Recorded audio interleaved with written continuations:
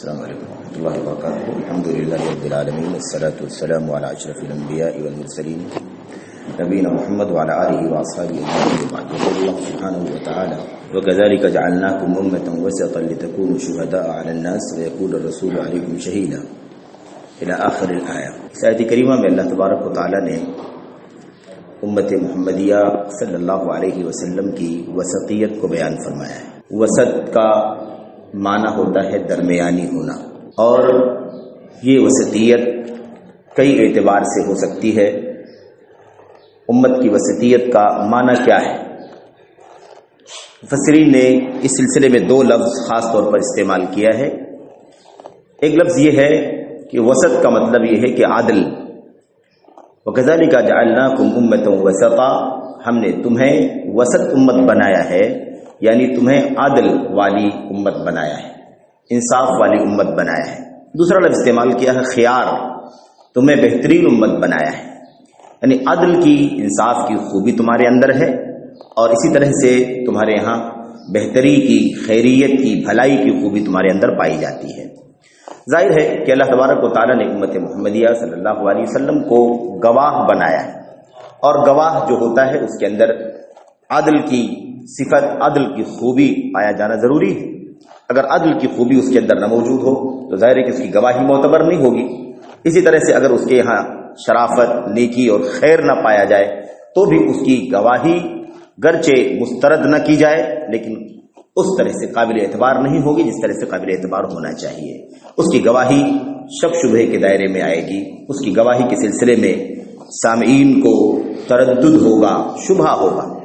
تو بہرحال وَكَذَلِكَ جَعَلْنَاكُمْ أُمَّةً وَسَطًا، ہم نے تمہیں امت وسط بنایا ہے، یعنی تمہیں عدل اور انصاف والی امت بنایا ہے اور تمہیں بہترین امت بنایا ہے.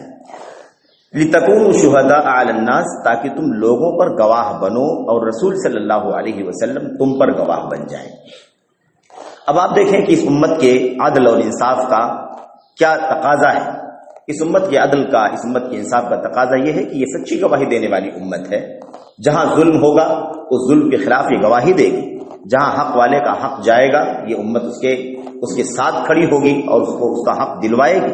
اس سلسلے میں وہ حدیثیں آپ کے سامنے پیش کی گئی تھی.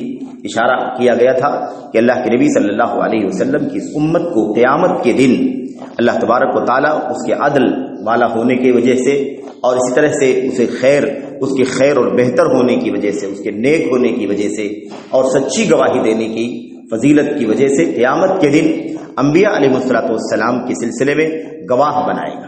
کیونکہ انبیاء علیہ السلام قیامت کے دن ایک نبی دوسرا نبی اس طرح سے باری باری انبیاء علیہ السلام اللہ عز و جل کے سامنے پیش ہوں گے، اور ان کی امتوں کے سلسلے میں اللہ تبارک و تعالیٰ ان سے پوچھے گا.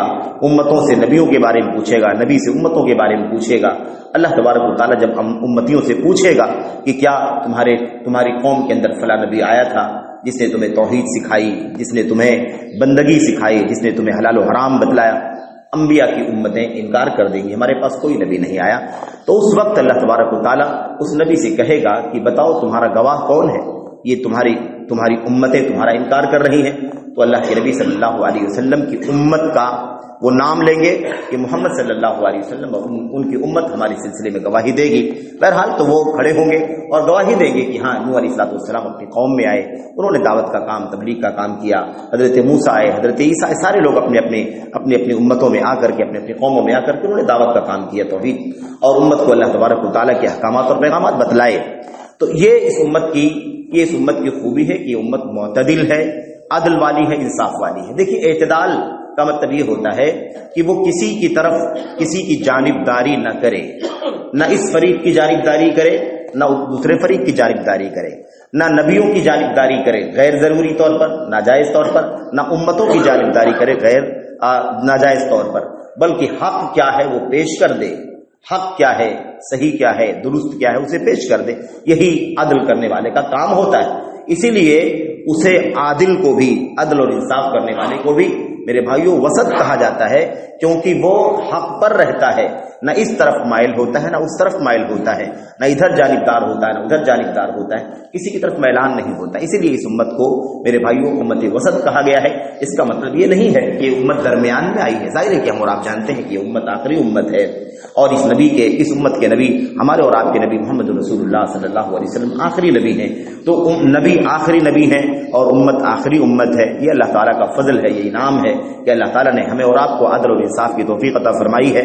اور ہم کل قیامت کے دن انبیاء علیہ الصلوۃ والسلام کے ساتھ ساتھ کھڑے ہوں گے, اور امتوں کی طرف سے جو انہیں جھٹلائے جانے کا مسئلہ پیش آئے گا, اللہ تعالیٰ کے سامنے کھڑے ہو کر کے ان کے بارے میں گواہی دیں گے کہ امتیں جھوٹ بولتی ہیں, انبیاء علیہ الصلوۃ والسلام سچے ہیں اور انہوں نے تیرے پیغام کو اپنی اپنی قوموں تک پہنچایا ہے. بہرحال میرے بھائیو, تو یہ ہے. اب دوسرا مسئلہ یہ ہے کہ یہ وسط ہے. وسط کا ایک مطلب یہ ہے کہ یہ درمیانی امت ہے. تو درمیانی کا دوسرا معنی یہ ہے, ایک تو ہو گیا عدل و انصاف کرنے والی, اسی کا ایک پہلو یہ ہے کہ یہ امت درمیان میں ہے, یعنی معتدل ہے, میانہ روی اختیار کرنے والی ہے, درمیانی راہ چلنے والی ہے. کسی بھی طرح سے وہ نہ تو غلو, مبالغہ آرائی, تشدد کی طرف جاتی ہے, اور نہ اسی طرح سے یہ امت تساہل کی طرف جاتی ہے, کوتاہی کی طرف جاتی ہے, اور مقام اور مرتبہ گھٹانے کی طرف جاتی ہے, حق کو پامال کی حق کو پامال کرنے کی طرف جاتی ہے. یہ امت نہ اس طرف جاتی ہے نہ اس طرف جاتی ہے, نہ امت مبالغہ کرتی ہے, تشدد برتتی ہے, اور نہ یہ امت کوتاہی کرنے کو جائز سمجھتی ہے, بلکہ یہ امت درمیان میں رہتی ہے, اعتدال کے راستے پر چلتی ہے. مثال کے طور پر حضرت عیسیٰ علیہ السلام کی امت نے, ان کی قوم نے عیسیٰ علیہ السلام کو اللہ کا بیٹا بنا دیا. ظاہر ہے کہ اب نبی کریم نبی حضرت عیسیٰ علیہ السلام کا مقام یہ ہے کہ وہ اللہ کے بندے ہیں, اللہ کے رسول ہیں, اس کے سوا تو کوئی مقام ان کا نہیں ہے. الوہیت کے درجے پر کھڑا کر دینا, ان کو اللہ تبارک و تعالیٰ کے مقام پر کھڑا کر دینا, اللہ تعالیٰ کو, عیسیٰ علیہ السلام کو اللہ بنا دینا, یہ غلو ہے, شدت ہے, حد سے آگے نکلنا ہے, تجاوز کرنا. اسی بات کو اللہ کے نبی علیہ السلام نے فرمایا تھا, لا تطرونی کما اطرت النصارى ابن مریم, اے میری امت کے لوگوں, تم میرا درجہ بھی جتنا اللہ نے مجھے دیا ہے اس سے زیادہ مت بڑھانا, جیسے عیسائیوں نے عیسیٰ علیہ السلام کا درجہ بڑھا دیا. عیسیٰ علیہ السلام کا جو درجہ تھا وہ یہ تھا کہ اللہ کے بندے ہیں, اللہ کے رسول ہیں. انہیں ان کی قوم کے لوگوں نے, عیسائیوں نے, مسیحیوں نے بہت اونچا اٹھا دیا, یہاں تک کہ ان کو الوہیت اور اللہ تبارک و تعالیٰ کے مقام و درجے تک پہنچا دیا, ان کو اللہ قرار دیا. تو تم لوگ میرے ساتھ ایسا نہیں کرنا. ایسے اللہ کے نبی صلی اللہ علیہ وسلم نے فرمایا تھا, لا ترفعونی فوق منزلتی التي انزلنی اللہ علیہا, اے لوگوں تم مجھے اپنے اس مقام سے اوپر نہ اٹھانا جس مقام پر اللہ تبارک و تعالیٰ نے مجھے رکھا ہے. جو مقام اللہ نے مجھے عطا فرمایا وہ مقام میرے لیے سب سے اونچا ہے, سب سے بلند ہے, اور سب سے زیادہ شرف کا مقام ہے, اس لیے تم مجھ سے اوپر مت لے کر کے جانا. ایک طرف تو یہ ہے. تو یہ امت غلو بھی نہیں کرتی ہے, یہ امت شدت کی طرف بھی نہیں جاتی, مبالغہ بھی نہیں کرتی ہے کہ کم درجے والے کو اتنا اونچا درجہ دے دے جو اس کا درجہ نہیں. مثال کے طور پر نبی انسانیت کے سب سے اونچا مقام رکھتا ہے, لیکن اب نبیوں کو اللہ تعالیٰ کے مقام پر پہنچا دیتا, نبیوں کو مقام اس کو اللہ تعالیٰ کے درجے پر پہنچا دینا. یا جیسے کہ مثال کے طور پر اس امت کے بھی کچھ لوگ ہیں نادانی بھی کہتے ہیں کہ اللہ تبارک و تعالیٰ نبی کریم صلی اللہ علیہ وسلم کہتے ہیں کہ یہی عرش پر مستوی تھا, وہی جو مستوی عرش تھا خدا ہو کر اتر پڑا ہے مدینے مصطفیٰ. غلو, شدت ہے, مبالغہ آرائی ہے. اللہ کے نبی صلی اللہ علیہ وسلم کا سب سے اونچا مقام کیا ہے کہ اللہ کے بندے ہیں, اللہ کے رسول ہیں. اس سے اونچا مقام ہم اگر دینا چاہیں گے تو پھر وہ رسالت کے سب سے اونچے مقام سے نکل کر کے اللہ تبارک و تعالیٰ کے دائرے میں چلا جائے گا. ظاہر ہے کہ اگر ہم اللہ کے نبی کا مقام بڑھانا چاہتے ہیں, اونچا مقام ثابت کرنا چاہتے ہیں, اور اونچا مقام ثابت کرنے کے لیے اللہ کے دائرے میں داخل کرنا چاہتے ہیں, تو اس کام کی وجہ سے اللہ کا مقام گھٹا رہے, کیونکہ اللہ تبارک و تعالیٰ اپنی الوہیت میں اکیلا ہے, اپنی ربوبیت میں اکیلا ہے. ظاہر ہے کہ وہ مقام کسی اور کو اگر دے دیا جائے گا تو اللہ تبارک و تعالیٰ کی تنقیص ہو جائے گی, اللہ تعالیٰ کی توہین ہو جائے گی. تو یہ غلو اس امت کے اندر نہیں ہے. دوسرا پہلو تنقیص والا, کمی کرنے والا, کوتاہی کرنے والا. آپ دیکھیے اللہ تعالیٰ کے سلسلے میں یہودیوں نے کیا کہا, ان اللہ فقیر ونحن اغنیاء, اللہ تعالیٰ فقیر ہے, ہم مالدار ہیں. ید اللہ مغلولہ, ظالموں نے کیا کہا, اللہ تعالیٰ کا ہاتھ تو بالکل بدھا ہوا ہے, بخیل ہے, کنجوس ہے, اللہ تعالیٰ نہیں دیتا. اس طرح سے تانا دیا. اب آپ سوچیے اللہ تعالیٰ کی تنقیص ہے کہ نہیں تنقیص ہے؟ اللہ کی تنقیص ہے. میرے بھائیوں, اللہ تبارک و تعالیٰ غنی ہے, اللہ تعالیٰ صمد ہے, اللہ بے نیاز ہے, سب کے سب اس کے فقیر ہیں, اس کے در کے بھکاری ہیں, اس کے سامنے ہاتھ پھیلانے والے ہیں, اس کے دیے سے کھاتے ہیں, اس کی ہوا سے, اس کی سانس سے جیتے ہیں. سب کچھ سیکنڈ میرے بھائیوں, ایک سیکنڈ کے لیے اگر یہ ہوا جس میں ہم سانس لے رہے ہیں اللہ تعالیٰ روک دے تو بھلا کون ہے جو ہمیں زندہ رکھ سکتا ہے؟ تو اللہ تبارک و تعالیٰ کے بارے میں یہ تنقیص, یہ تنقیص اللہ تبارک و تعالیٰ کی کہ اللہ کے بارے میں کہا جائے کہ اللہ تعالیٰ فقیر ہے، ان اللہ فقیر ونحن اغنیاء، نعوذ باللہ، کوئی انسان نہیں کہہ سکتا ہے اس بات کو۔ تو اللہ تبارک و تعالیٰ کے فضل و کرم سے اس امت کا مقام کیا ہے؟ یہ امت گواہی دینے میں عدل و انصاف کے مقام پر کھڑی ہے، یہ عدل کے ساتھ انصاف کے ساتھ گواہی دے گی، دنیا میں بھی اس کی گواہی معتبر ہے اور آخرت میں انبیاء علیہ الصلوۃ والسلام قوموں کے بیچ میں بھی یہ امت گواہی دے گی، یہ اس کا مقام ہے۔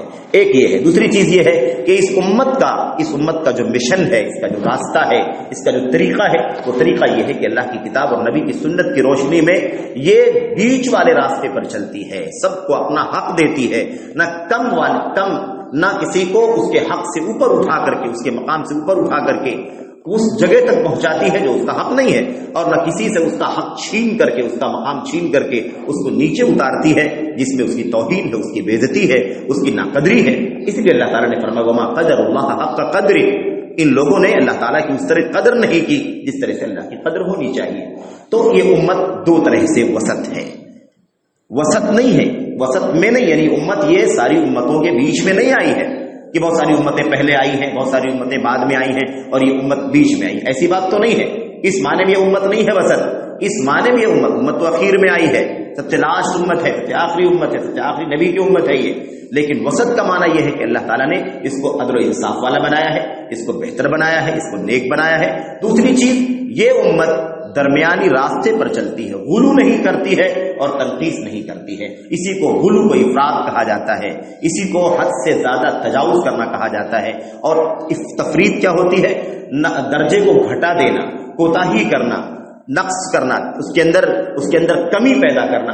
تو نہ یہ امت کسی کو درجے سے گھٹاتی ہے جو اس کا درجہ ہے، اور نہ کسی کو اس کے درجے سے اوپر اٹھاتی ہے جو اس کا درجہ نہیں ہے۔ یہ اس امت کا امتیاز ہے، تو اللہ تبارک و تعالیٰ نے یہ شرف اس امت کو عطا فرمایا ہے۔ میرے بھائیوں، تو آج دنیا کے اندر ایسے بہت سارے لوگ موجود ہیں جو غلو کرتے ہیں، بہت سارے لوگ موجود جو اللہ کی تنقیص کرتے ہیں۔ ایک مثال میں آپ کو اور دیتا ہوں، آپ دیکھیے، ایک طبقہ ہے اس امت کا ایک طبقہ ہے جو کس طرح سے افراد کی طرف چلا گیا ہے، اور ایک دوسرا طبقہ ہے جو کس طرح تفرید کی طرف چلا گیا۔ افراد کیا ہے؟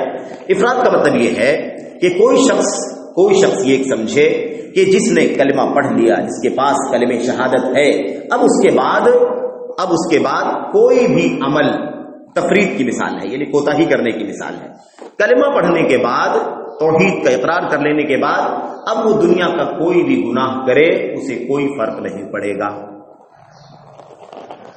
دنیا کو کوئی بھی گناہ کرے کوئی فرق نہیں پڑے گا، کیونکہ اس نے کلمہ پڑھا ہوا ہے، کلمہ شہادت پڑھا ہوا ہے، اس لیے اب دنیا کو کوئی بھی گناہ کرے اس کے ایمان و عقیدے پر کوئی فرق نہیں پڑے گا۔ یہ کیا ہے؟ یہ تفریق ہے۔ عمل کہاں چلا گیا؟ یا ایھا الذین ان الذین آمنوا وعملوا الصالحات، الذین آمنوا وعملوا الصالحات، جو ایمان لائے، عمل کیا، ایمان لائے، نیک عمل کیا، نیک عمل کو ختم کر دیا اور کہا ایمان ہے تو بس کافی ہے، ایمان کے ہوتے ہوئے کوئی گناہ اسے نقصان نہیں پہنچائے گا۔ یہ تفریق ہے۔ افراد کیا ہے؟ افراد وہ کہتے ہیں جیسے انسان دنیا کی ساری نیکیاں کر ڈالے، ساری نیکیاں کرتا ہو، نماز، روزے، حج، زکات سب کچھ کرتا ہو، لیکن اس کا عقیدہ درست نہ ہو تو یہ نیکیاں اس کے کام نہیں آ سکتی ہیں۔ یہ تو صحیح ہے کہ بھئی شرک اگر ہے، کفر ہے، بدعقیدگی ہے تو نیکیاں اللہ کے یہاں قبول نہیں ہوں گی۔ یہ کیا ہے؟ یہ اصولی عقیدہ ہے۔ وَقَدِمْنَا إِلَىٰ مَا عَمِلُوا مِنْ عَمَلٍ فَجَعَلْنَاهُ هَبَاءً مَّنثُورًا، جن لوگوں نے بھی شرک کیا ہے، کفر کیا ہے، ہم ان کے سارے اعمال کو برباد کر دیں گے، دھول کی طرح، گرد کی طرح اڑا دیں گے، کوئی قیمت نہیں ہوگی اللہ تبارک و تعالیٰ کے۔ اب اس کے مقابل میں یہ کیا کہتے ہیں؟ اس کے مقابل میں یہ کہتے ہیں کہ اب کوئی شخص کلمہ پڑھا ہوا، اس کے پاس ایمان ہے، تو پھر عمل کتنا بھی برا کرے، کتنا بھی گناہ کا کام کرے، اس سے کوئی فرق نہیں پڑے گا۔ تو ایک طرف شرک کرنے والے ہیں اور ایک طرف اس طرح سے نیچے اتر جانے والے ہیں کہ کہتے ہیں شرک نہیں ہے تو دنیا کا کوئی بھی گناہ آپ کو نقصان نہیں پہنچائے گا۔ میرے بھائیو، یہ بھی کیا ہے؟ افراط ہے، اور یہ بھی تفریط ہے۔